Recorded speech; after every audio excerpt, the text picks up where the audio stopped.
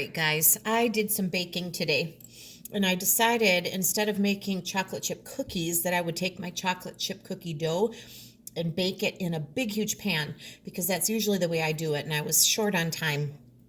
And so what I did is I took two pieces out of my cookie pan, and this one is a corner piece, and I thought this one would be drier and maybe crunchier.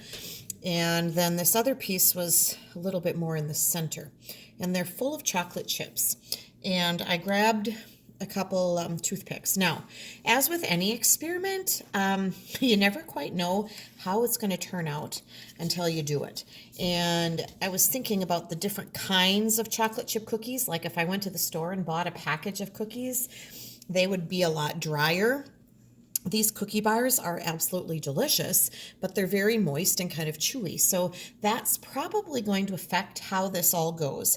And I made them this afternoon. I probably should have made them earlier this morning because the chocolate chips are still a little bit gooey too. So this might be a disaster, but the good news is when I'm all done, we get to eat the chocolate chip cookies, right? Now, I know Logan did this and he had soft cookies, he said. And when he did it, he said that the cookies stayed together, but there was a little bit of cookie attached to the chocolate chips as they came out. And so that would mean if you were comparing it to mining something in the ground, that even though you might be able to go in and dig that thing out that you were wanting, some of the ground would actually come with what you were taking. So even though the ground is still left there, mostly some ground came with what Logan did. So we're just going to give this a try. We're going to do a little digging. So if I was a miner, I guess I would think I'd have to kind of chip away and try to get to that chocolate chip, right? Now, I found one up towards the surface. So this one would probably be where I would start. And as I'm digging, of course, mine is softer. So I have some kind of chocolate goo, and I'm just going to kind of wipe that on the side. And I'm going to keep going in to see what I can get out. Now, if I waited till tomorrow morning, they might have come out better, but I'm kind of digging. But as I'm going in and trying to get a hold of this, I am, as you can see, some of the cookie part is coming off with that one. And if I was a miner, I suppose I'd try to pull out as much of that valuable thing, whatever it was, whether it was diamonds or gold or maybe some kind of precious metal. Maybe it would be a copper mine. And you'd want to dig and carve out to make sure that you get all of that.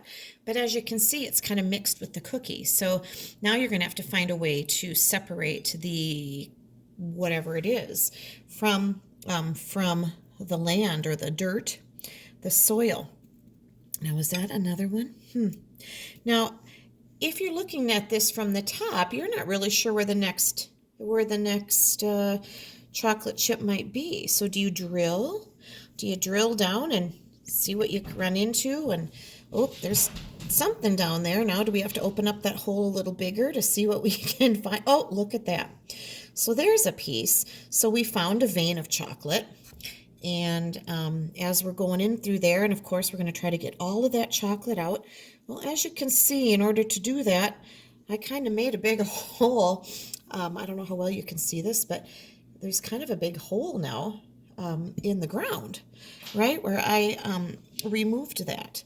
So, gosh, I guess if we drilled down beside it, and we could try to carve those pieces out. But I just really think the moral of the story might be here that, and I could go on for a long time, but the moral of the story is you're going to change the land when you do something like this, even if most of the land stays intact.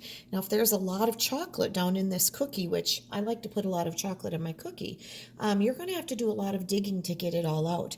And if that chocolate has value, well, you don't want to leave it down there, right? Once you start digging, you want to take it all. And that's probably going to leave some big holes in the ground.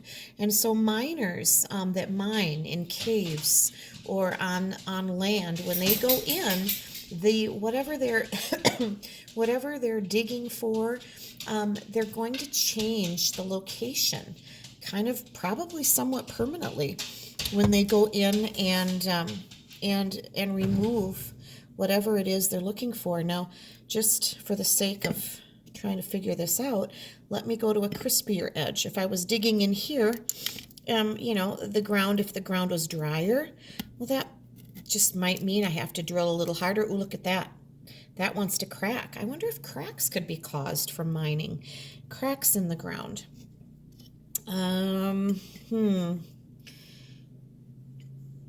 Yeah, I'm just seeing cookie pieces, you know, kind of wanting to move, crumble apart. I've been down inside caves that have been mined that were like, I think it was an iron ore mine, or was it a gold mine, maybe out in Colorado, and it might have been a gold mine.